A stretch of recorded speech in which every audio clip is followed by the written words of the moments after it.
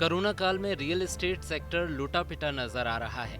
तमाम जतन के बावजूद लॉकडाउन खत्म होने के बाद भी बिक्री बढ़ना तो दूर, कोरोना से पहले से भी कम होने की आशंका है। सरकार और आरबीआई ने कई सेक्टर्स की तरह रियल एस्टेट के लिए भी कई तरह के ऐलान किए हैं, लेकिन ये सेक्टर इससे खुश नहीं है और डेवलपर्स की संस्था क्रेडाई ने बड़े पैकेज की मांग की है।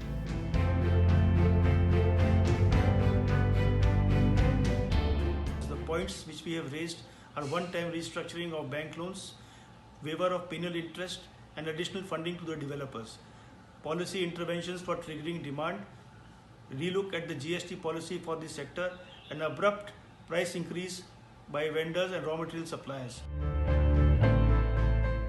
रियल एस्टेट कंपनियों के संगठन क्रेडाई ने पीएम नरेंद्र मोदी को एक खुला पत्र लिखा है, जिसमें उन्होंने अपनी मांगों की लंबी चौड़ी फहरिस्त सौंपी है।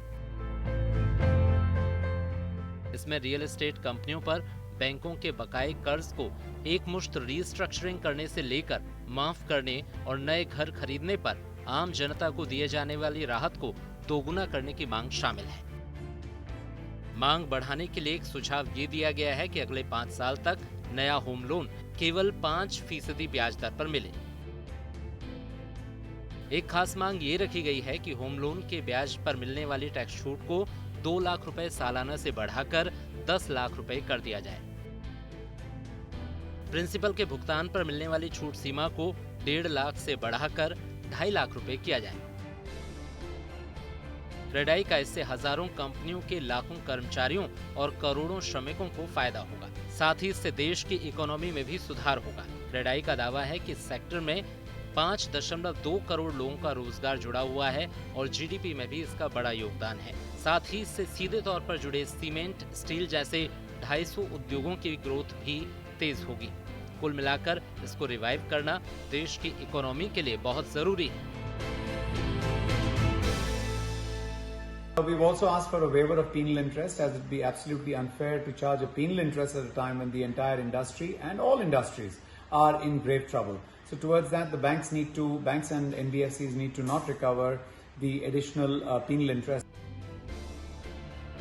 इसके साथ ही डेवलपर्स की मांग है कि अभी तक जितने भी ऐलान किए गए हैं, उनका पूरा फायदा रियल एस्टेट को नहीं मिल रहा है। इसके लिए जरूरी है कि सरकार कामकाज को सरल बनाए।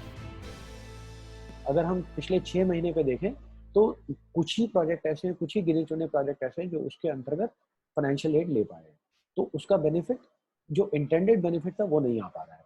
तो आई थिंक सरकार को शॉर्ट टर्म में अपने प्रोसीजर्स को सिंप्लीफाई करना चाहिए, सो दैट जो डेवलपर्स हैं जिनको जरूरत है वो उन स्कीम्स का, उन मेजर्स का बेनिफिट ले पाए। मुझे लगता है सरकार को सिंगल विंडो क्लियरेंस पे काम करना चाहिए, जो रियल एस्टेट की काफी समय से डिमांड रही है।